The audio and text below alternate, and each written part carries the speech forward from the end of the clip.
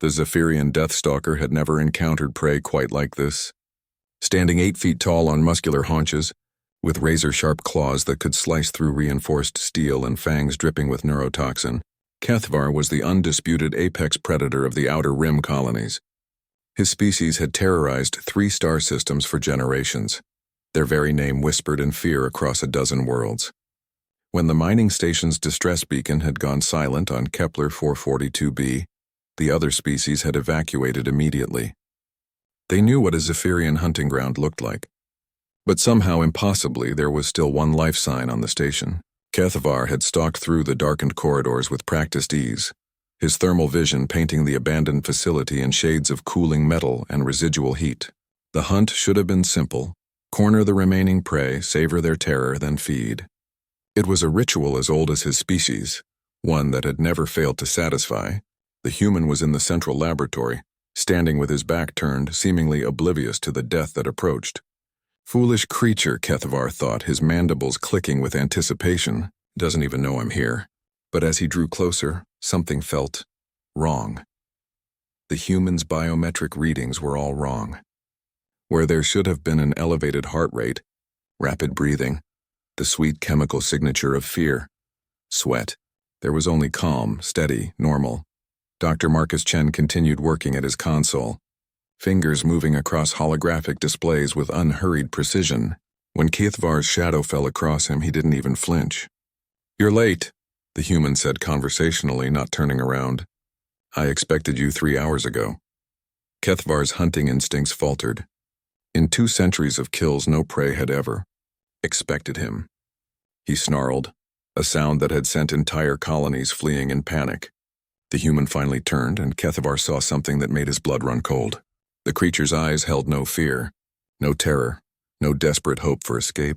They were simply curious, calculating. "Fascinating," Dr. Chen murmured, pulling up a scanner and pointing it at the Deathstalker. "The preliminary data on your species was incomplete. Your bone density is remarkable, and those toxin sacs, evolutionary perfection." Kethvar struck without warning, claws whistling through the air toward the human's throat. It was a killing blow that had ended thousands of lives. Dr. Chen stepped aside with casual precision, as if he'd been expecting it. "Reaction time, 0.23 seconds, he noted aloud. "Impressive, but within predicted parameters." The Deathstalker spun, confusion mixing with rage. His prey had not only avoided death, it was studying him, taking notes. "What are you?" Kethvar hissed, his first words in the common tongue in decades. "Dr. Marcus Chen, xenobiologist," came the calm reply. "I specialize in apex predator behavioral patterns. Your species is particularly interesting. Classic ambush hunter, enhanced by centuries of genetic optimization. But you have a fatal flaw." Kethvar's second attack was faster, more vicious. His claws raked across the space where the human had been standing, finding only air.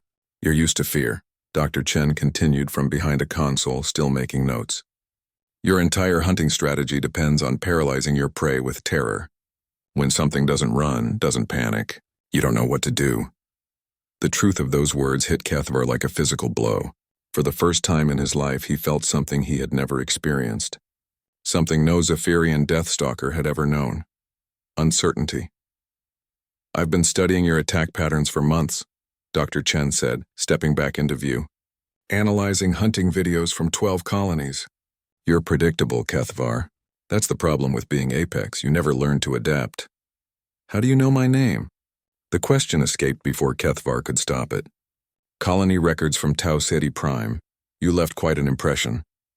The human's smile was sharp, predatory in its own way. 23 confirmed kills, all following identical patterns.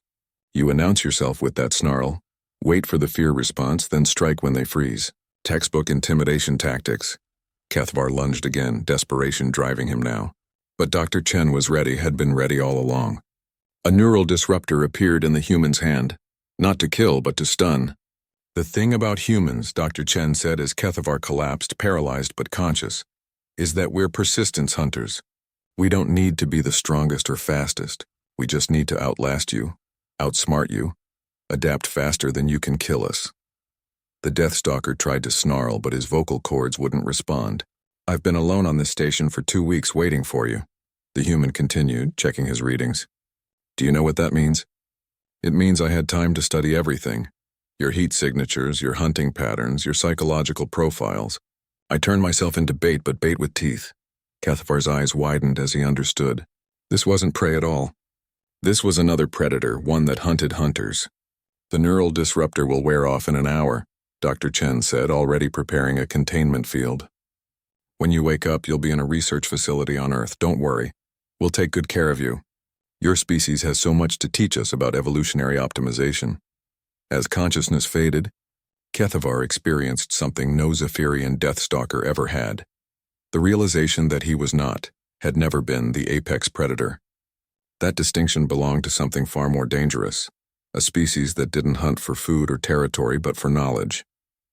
One that turned fear itself into a weapon against those who wielded it. The last thing he heard was Dr. Chen's voice, clinical and detached. Note for the file. Subject responded exactly as predicted when confronted with fearless prey. Hypothesis confirmed. True apex predators don't need to announce themselves.